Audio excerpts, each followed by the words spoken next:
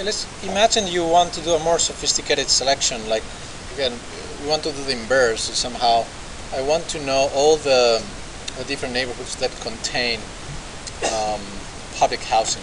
So you can just select, for example, all of the public housing elements. Just right-click selection and select all, so they will be selected. And somehow we need to go by location select and give almost like the inverse order as we did last time. So we need to select features from the neighborhoods NYNTA, and we want to select the public housing elements as a source layer.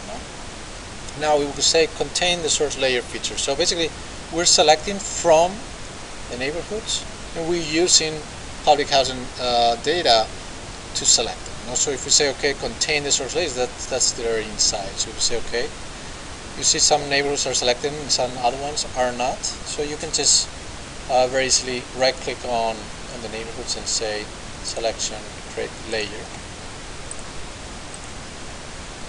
And that could be an interesting kind of a map that you can place as a beginning point of what, even of the entire book, is this idea of what does public housing mean in terms of distribution in New York City. I think that's a clever one. So regarding how do we take that to Illustrator, we can have, as you know, that place in the paper space, and we can change easily the scale here.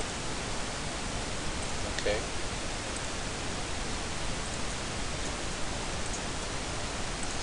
We can bring, I see some of you bringing some scale bars. They're not the most interesting ones. I'm kind of a fan of this one. I see I think these ones are so powerful in terms of image. They subtract quality from the map itself. So I kind of like those, and also make sure to place them outside of the map, so they could be potentially cropped out by the manager at that time. So if he wants to get in.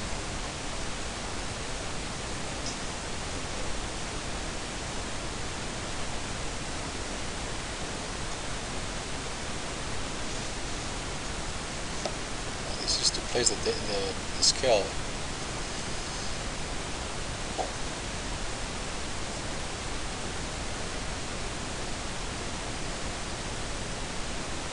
Anyway, the scale is not coming in, I don't know why. There it is.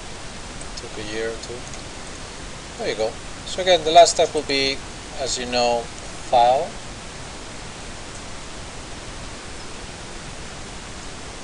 Export Map.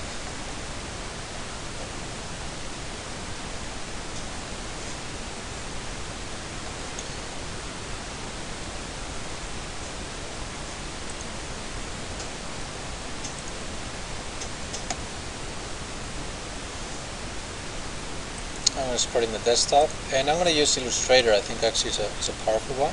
Say each neighborhoods.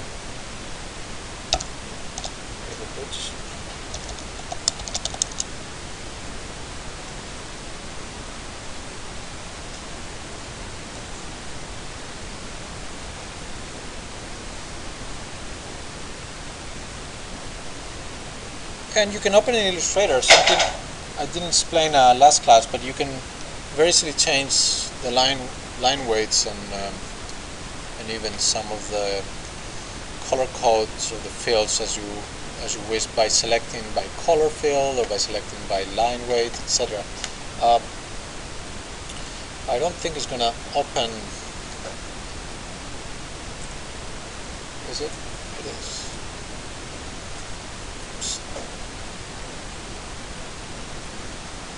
Starting Illustrator there in the other window. I'm not sure if it's going to happen or not.